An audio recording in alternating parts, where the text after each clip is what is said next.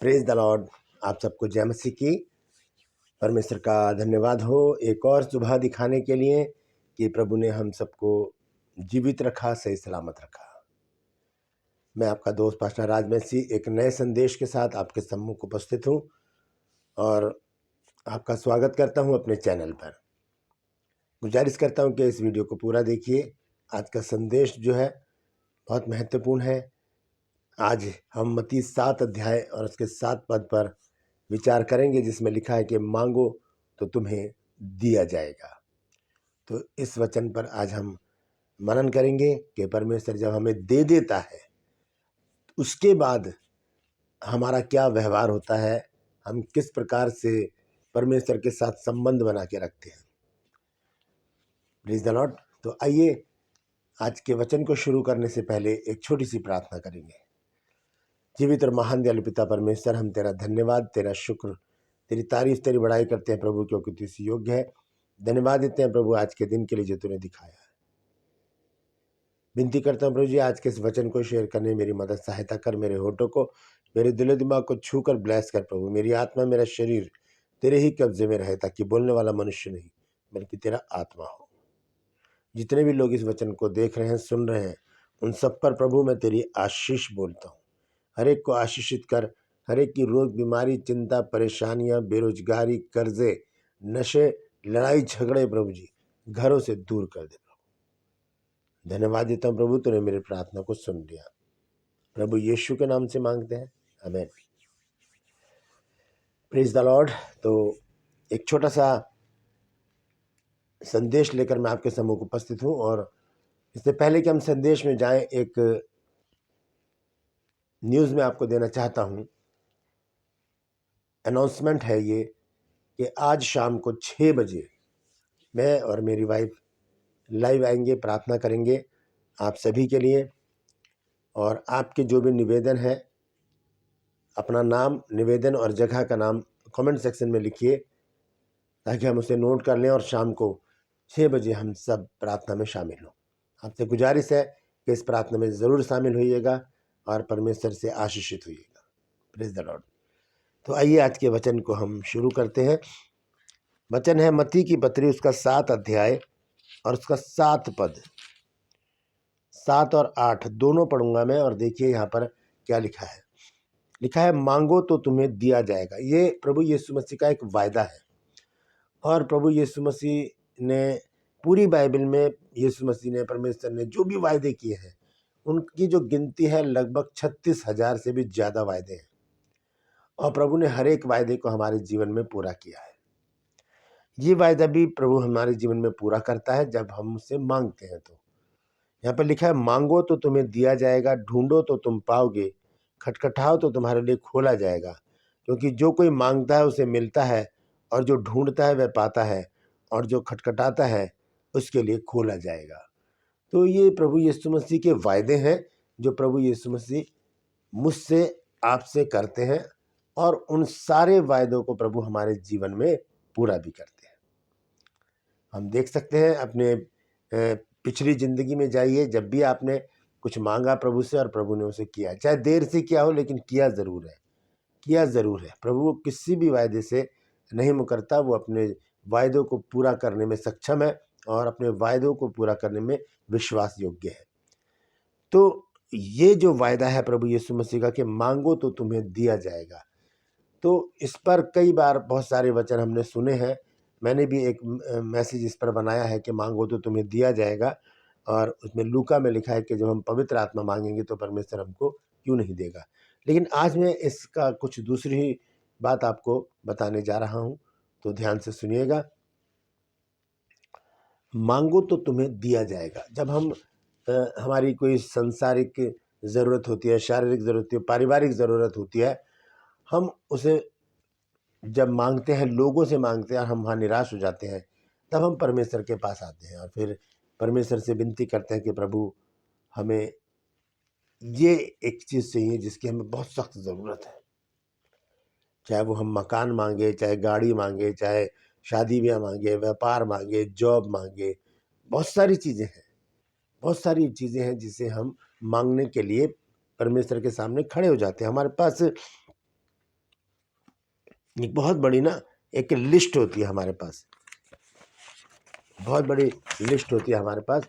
हम उस पर लिख लेते हैं कि ये, और फिर जब हम प्रार्थना में बैठते हैं तो हम परमेश्वर से प्रार्थना में मांगना शुरू कर देते हैं। लेकिन क्या हमारा रिश्ता प्रभु यीशु मसीह के साथ सिर्फ मांगने तक है?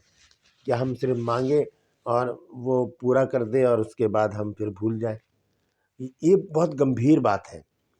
हमें प्रभु यीशु मसीह के साथ जो हमारे रिश्ते हैं उसकी गहराई को हमें समझना चाहिए कि वो रिश्ते की गहराई क्या है। प्रभु यीशु मसीह ने इस कदर हमसे प्यार किया कि अपने प्राण तक को दे दिया। लेकिन हम प्रभु यीशु मसीह के लिए क्या करते हैं, ये बात सोचने वाली है। क्या हम सिर्फ मांगते रहें कि प्रभु तू दे दे, और बस यहाँ पर जब वो दे दे तो हम भूल जाएं उसको? एक छोटा सा किस्सा मैं आपको बताना चाहता हूँ। एक बार एक व्यक्ति था जो प्रभु यीशु मसीह से बहुत दिनों से कार की मांग कर रहा था। प्रभु मुझे कार चाहिए, मुझे ऑफिस जाने में देर हो जाती है, मैं बहुत प्रॉब्लम में रहता हूँ, किराया बहुत खर्च हो जाता है, तो अगर मेरे पास गाड़ी हो तो मैं उसमें अपने सफ़र को पूरा कर सकता हूँ, मुझे बहुत बचत भी हो जाएगी। वो मांग रहा था, मांगता है प्रभु से, क्योंकि वो जानता है कि मैं मांगूंगा तो प्रभु मुझे ज़रूर देगा। और एक दिन क्या हुआ, प्रभु ने उसकी प्रार्थना को सुन लिया और अद्भुत रीति से उसके जीवन में एक कार का बंदोबस्त किया। और वो जब कार उसको मिल गई तो वो बहुत प्रसन्न था। उसने प्रभु को बहुत धन्यवाद दिया। और जब पहली बार वो गाड़ी में बैठा और जब जा रहा था तो रास्ते में देखा प्रभु यीशु मसीह खड़े हैं। जब यीशु मसीह खड़े हैं तो वो बहुत खुश हो गया कि प्रभु आप आइए मेरे साथ बैठिए, और अपने बगल वाली सीट में प्रभु यीशु मसीह को बैठा लिया और धन्यवाद देता हूँ, प्रभु बहुत बहुत धन्यवाद, आपने मुझे कार दी, मैं जो भी आपसे मांगता हूँ आप मुझे देते हो, आप कितने अच्छे प्रभु हो।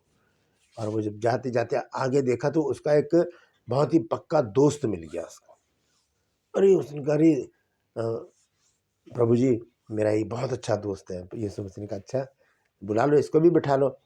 तो यीशु मसीह उसने कहा, हे प्रभु आप पीछे बैठ सकते हो, ये मेरा अच्छा दोस्त है, पक्का दोस्त है, बहुत मुसीबत में मेरे काम आया है, आप पीछे बैठ जाओ। यीशु मसीह ने कहा ठीक है। यीशु मसीह उतरे और पिछली सीट पे जाकर बैठ गए। और जाकर जब यीशु मसीह पीछे बैठ गए तो उसने अपने दोस्त को साथ वाली सीट पर बैठा लिया और अपने दोस्त से बातें करते चलाता रहा गाड़ी को। यीशु मसीह पीछे बैठे चुपचाप से। इतने में एक और दोस्त आ गया उसका, 3 दोस्त और मिल गए रास्ते में। तो अब 3 दोस्त मिल गए तो उनका क्या करे, उसने रोकी गाड़ी और कहा, प्रभु ये मेरे तीनों बहुत पक्के दोस्त हैं और मेरे साथ ऑफिस में काम करते हैं, तो मैं चाहता हूँ कि मैं इनको अपनी गाड़ी में, पहली बार गाड़ी चला रहा हूँ तो मैं इनको अपने साथ अपनी गाड़ी में इनको ऑफिस तक लेके जाऊँ, आप उतर जाएंगे? यीशु मसीह ने कहा ठीक है। यीशु मसीह उतर गए, उसने तीनों को बिठाया गाड़ी में और चला गया। हम ऐसे ही अपने जीवन में प्रभु यीशु मसीह को अलग कर देते हैं, जबकि देता वही है सब कुछ। गाड़ी भी वही देता है, घर मकान शादी ब्याह व्यापार जॉब जो कुछ भी है वो सब प्रभु हमको देता है, वही देता है। और हम इस तरह से क्या करते हैं, प्रभु यीशु मसीह को काम निकलने के बाद हम प्रभु यीशु मसीह को दरकिनार कर देते हैं। ये बहुत बड़ी गंभीर बात है, इस पर हमें गौर करना चाहिए। जब प्रभु से हम मांगते समय हम प्रभु प्रभु करते रहते हैं और जब मिल जाता है उसके बाद हम भूल जाते हैं।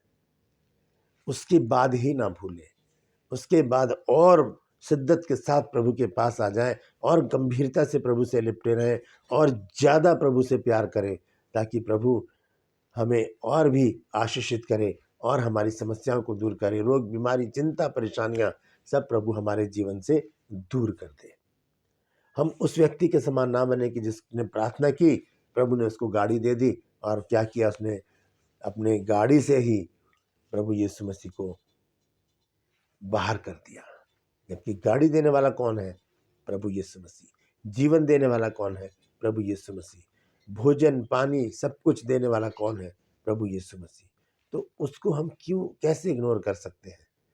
वो हमारी ज़िंदगी का हिस्सा होना चाहिए, क्योंकि वो तो जीवन है। प्रभु यीशु मसीह ने कहा कि मार्ग, सत्य और जीवन मैं हूँ, वो नहीं है तो हम मरे हुए हैं। तो यीशु मसीह के बिना हम कुछ भी नहीं कर सकते। आइए एक वचन देखेंगे, यूहन्ना 15 अध्याय और उसका 5 पद। यह लिखा है, मैं दाखलता हूँ, तुम डालियां हो। जो मुझ में बना रहता है और मैं उसमें, वह बहुत फल फलता है, क्योंकि मुझसे अलग होकर तुम कुछ भी नहीं कर सकते। और ये बात सच है, प्रभु से अलग होकर हम कुछ भी नहीं कर सकते। प्रार्थना है वो सबकी सुनता है, प्रार्थना सबकी सुनता है प्रभु, लेकिन प्रार्थना के सुने जाने के बाद का जीवन हमारा कैसा है वो बहुत महत्वपूर्ण है। जब तक हमारे पास वो चीज़ नहीं होती जिसकी हम प्रभु से प्रार्थना में डिमांड करते हैं, मांगते रहते हैं, प्रभु मुझे ये चाहिए, प्रभु मुझे वो चाहिए, प्रभु मुझे ये चाहिए, प्रभु मुझे वो चाहिए, मांगते रहते हैं, मांगते रहते हैं। और जब हमारी डिमांड पूरी हो जाती है उसके बाद हम प्रभु को भूल जाए? नहीं, हमें प्रभु को हर समय स्मरण रखना चाहिए, क्योंकि हमारी सारी ज़रूरतों को पूरा करने वाला वही है। मनुष्य के अंदर इतनी सामर्थ्य नहीं है। आइए एक वचन मैं आपके साथ शेयर करना चाहता हूँ। यह है व्यवस्था विवरण 8 अध्याय में और उसके 11 पद से मैं पढ़ूंगा 18 पद तक।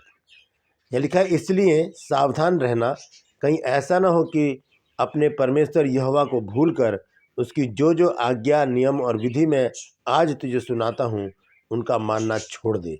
ऐसा ना हो कि जब तू खाकर तृप्त हो और अच्छे अच्छे घर बनाकर उनमें रहने लगे और तेरी गाय बैलों और भेड़ बकरियों की बढ़ती हो और तेरा सोना चांदी और तेरा सब प्रकार का धन बढ़ जाए, तब तेरे मन में अहंकार समा जाए और तू अपने परमेश्वर यहोवा को भूल जाए, जो तुझको दासत्व के घर अर्थात मिस्र देश से निकाल लाया है। इतना सब कुछ करता है प्रभु हमारे जीवन में, और यहाँ साफ लिखा है कि ऐसा सब कुछ होने के बाद और यदि तू उसको फिर भूल जाए तो क्या होगा। ये देखें, और लिखा है 15 आयत में, और उस बड़े और भयानक जंगल में से ले आया जहाँ तेज विष वाले सर्प और बिच्छू हैं, और जल रहित सूखे देश में उसने तेरे लिए चकमक की चट्टान से जल निकाला और तुझे जंगल में मन्ना खिलाया, जिसे तुम्हारे पुरखा जानते भी ना थे, इसलिए कि वह तुझे नम्र बनाए और तेरी परीक्षा करके अंत में तेरा भला ही करे।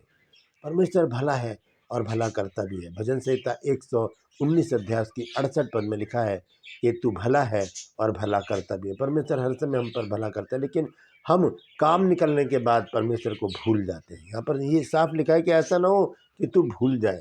ठीक है, और आगे देखिए क्या लिखा है 17 में, और कहीं ऐसा ना हो कि तू सोचने लगे कि यह संपत्ति मेरे ही सामर्थ्य और मेरे ही भुजबल से मुझे प्राप्त हुई है, परंतु तू अपने परमेश्वर यहोवा को स्मरण रखना, क्योंकि वही है जो तुझे संपत्ति प्राप्त करने की सामर्थ्य देता है।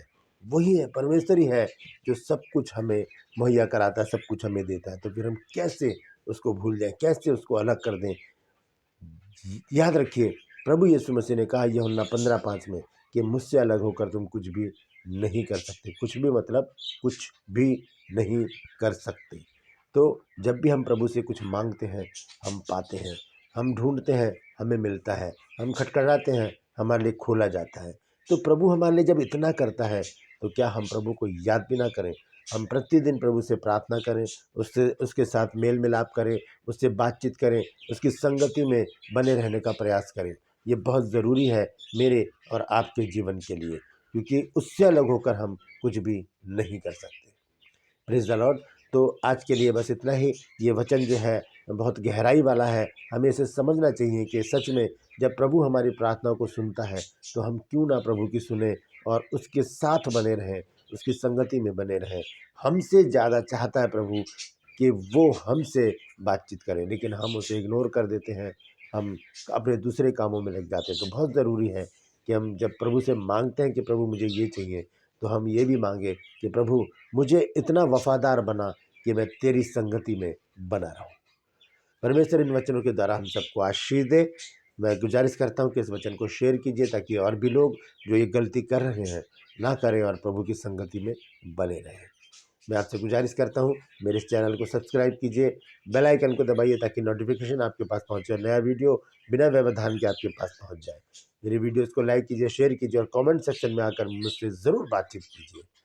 और एक और मेरा चैनल है जिसका नाम है जीसस माय लाइफ, उसमें मैं एक प्रतियोगिता शुरू करने वाला हूँ। एक मैसेज मैं आज दिन में डालूंगा, आप ज़रूर उसे देखिएगा। उसमें शामिल होइएगा, क्योंकि वो हमारे बाइबल के ज्ञान का स्रोत है। वहाँ पर जो क्वेश्चन होंगे वो हमारे बाइबल के ज्ञान को बढ़ाएंगे। तो उसे ज़रूर सब्सक्राइब कीजिए, उसका लिंक मैंने डिस्क्रिप्शन में डाल दिया है, उसे क्लिक कीजिए और उसके सदस्य बनकर उस प्रतियोगिता में शामिल हो जाइए, क्योंकि ये प्रतियोगिता सिर्फ और सिर्फ सब्सक्राइबर के लिए है। परमेश्वर आप सबको आशीष दे। आज के लिए बस इतना ही। फिर एक नए संदेश के साथ आपके सम्मुख उपस्थित होऊंगा। तब तक अपना ख्याल रखिएगा। Praise the Lord.